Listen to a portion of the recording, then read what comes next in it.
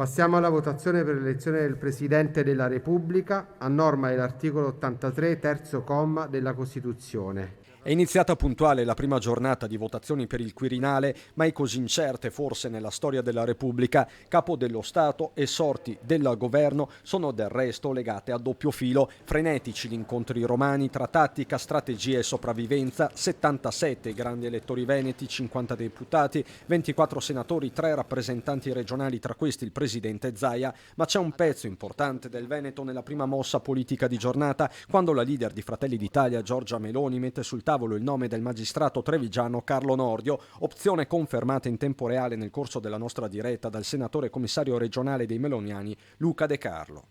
Non è sicuramente clamoroso il fatto che Carlo Nordio possa essere una persona che ha l'identikit perfetto per svolgere quel ruolo. Ecco, è una delle persone a cui è stato allargato il campo, persone non politiche alla quale noi abbiamo allargato il campo, e a me da Veneto fa enormemente piacere che ci sia una figura così importante, ma anche dei nostri territori, che possa essere uno tra i papabili di rappresentare questa nazione. Nella delegazione veneta anche il presidente del Consiglio regionale Ciambetti, che assicura l'unità della Lega nella trattativa andata avanti nel pomeriggio anche con il PD.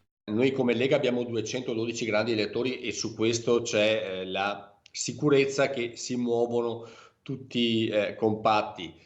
In altre realtà non è sempre così, abbiamo visto discussioni interne ad altri partiti molto importanti. Tutti al momento si dichiarano disponibili al confronto, condivisione forse la parola più usata della giornata su ambi i fronti. Mi auguro che la disponibilità al dialogo ci sia, da parte nostra c'è, anche perché è evidente che in questa situazione non c'è una maggioranza di grandi elettori né da una parte né dall'altra, per cui lo dicono i numeri che il dialogo è necessario, oltre al fatto che, al di là dei numeri, in questo momento storico l'idea di eleggere i presidenti a maggioranza sarebbe sbagliato. La credibilità di un paese sta anche nella capacità di reggere nel tempo con governi, ma anche con presidenti, ma anche con figure istituzionali all'altezza.